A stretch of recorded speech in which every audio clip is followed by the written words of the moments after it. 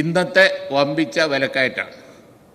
കാരണം പലതായിരിക്കാം, പച്ചക്കറിക്ക് വിലക്കയറ്റം, അതുപോലെ തന്നെ മാംസാദികൾക്കുള്ള വിലക്കയറ്റം, എല്ലാം വിലക്കയറ്റം. ശരി, അപ്പോൾ അതൊക്കെ എല്ലാവരെയും സീരിയസ് ആയിട്ട് ആ കൈ പണമില്ലെങ്കിൽ പിന്നെ അവരെന്ത് ചെയ്യും? അപ്പോൾ ഇപ്പോൾ ഈ കെട്ട കാലത്ത്, ദുഷിച്ച കാലത്ത്, പൈസ ഇല്ലാത്ത കാലത്ത് നിങ്ങളൊന്ന് പ്രയോറിറ്റി റീഫിക്സ് ചെയ്യുകയും കുറച്ച് എക്കണോമിക് മെഷേഴ്സ് കൊണ്ടുവരികയും ചെയ്യുന്ന കാര്യത്തിൽ എന്താ തടസ്സം? കേന്ദ്ര ഗവൺമെൻറ് നിങ്ങളോട് ചോദിക്കൂലേ? നമ്മൾ അങ്ങോട്ട് സമരം ചെയ്യാൻ പോകുമ്പോൾ ഈ കാര്യങ്ങൾ നിങ്ങൾ ചെയ്തോന്ന് ഇങ്ങോട്ട് ചോദിക്കൂലേ? അതിനെപ്പറ്റി ചിന്തിക്കുന്നേ ഇല്ലല്ലോ.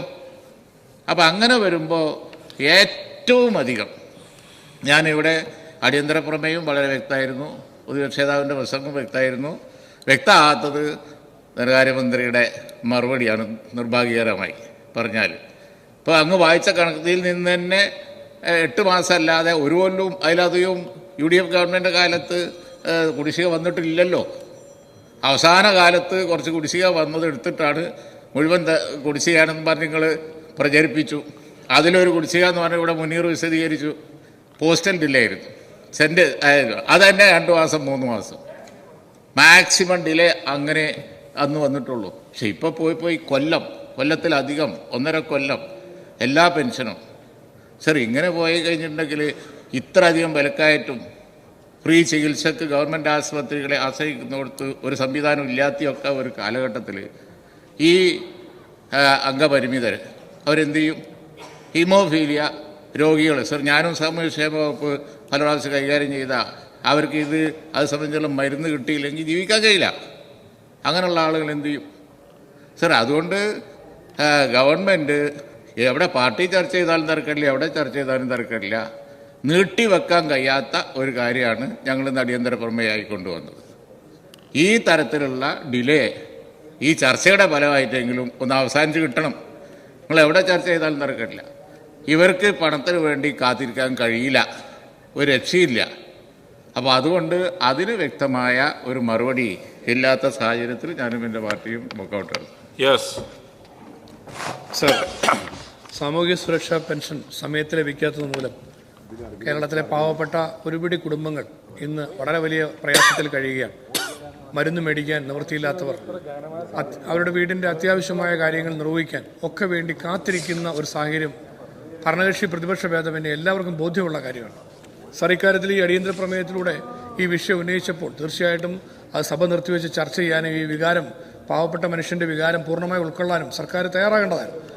അതിന് പകരം ന്യായങ്ങൾ പറഞ്ഞ് ഗവൺമെൻറ്റിനെ സംരക്ഷിക്കാൻ വേണ്ടി ധനകാര്യമന്ത്രി നടത്തിയ ശ്രമം ഈ പാവപ്പെട്ട മനുഷ്യരോട് ചെയ്യുന്ന വെല്ലുവിളിയാണ്.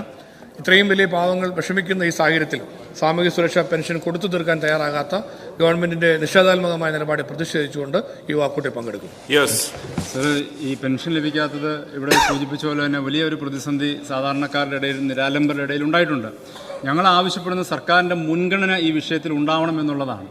മറ്റ് പല വിഷയങ്ങളിലേക്കും പ്രയോറിറ്റി കൊടുക്കുമ്പോൾ ഏറ്റവും പ്രധാനപ്പെട്ട ഒരു വിഷയമായ സാമൂഹ്യ പെൻഷനുകൾ നൽകാൻ ഇതുപോലെയുള്ള അശരണരെ അവരെ കൈപിടിച്ച് കൊണ്ടുവരാൻ കഴിയുക എന്നുള്ളത്, അതിലേക്ക് സർക്കാർ വരുന്നില്ല എന്നുള്ളതാണ് ഞങ്ങളിവിടെ ചൂണ്ടിക്കാട്ടാൻ ആഗ്രഹിക്കുന്നത്.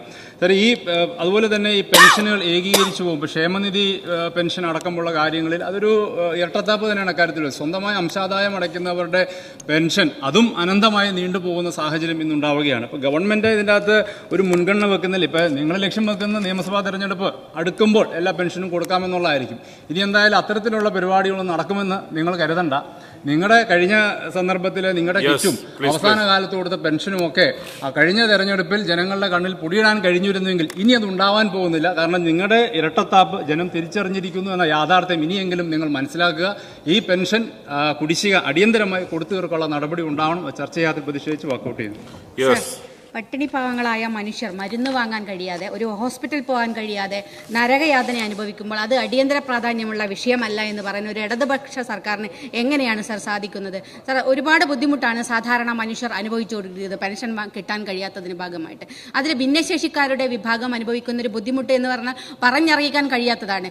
ഭിന്നശേഷിയുടെ ആക്ടിൽ പ്രത്യേകമായിട്ട് പറയുന്നുണ്ട് 25% കൂടുതലായിട്ട് കൊടുക്കണമെന്നും അതിൽ മുടക്കം വരുത്തരുതും എന്ന് പറയുന്നത് പോലുമുണ്ട്. അതുപോലും കൊടുക്കാൻ സാധിക്കുന്നില്ല സർ. അതുപോലെ തന്നെ ആശ്വാസ ആശ്വാസകിരൺ എന്ന് പറയുന്ന അവശരായ മനുഷ്യരെ നോക്കുന്ന വിഭാഗത്തിന് കിട്ടുന്ന ആ ഒരു തുക, ചെറിയ തുകയാണ് കിട്ടുന്നത്, പക്ഷേ അതുപോലും കുടിശ്ശികയായിട്ട് മാസങ്ങളായിട്ടുണ്ട് സർ. ഇത്തരത്തിൽ പ്രധാനപ്പെട്ട ഈ വിഷയം എന്ന് പറയുന്ന ഈ കുടിശ്ശിക അടിയന്തരമായി വിതരണം ചെയ്യാൻ ആവശ്യമായ നടപടി സർക്കാരിന്റെ ഭാഗത്തുനിന്നുണ്ടാകണം. ഈ വിഷയം ചർച്ച ചെയ്യാതെ പ്രതിഷേധിച്ച്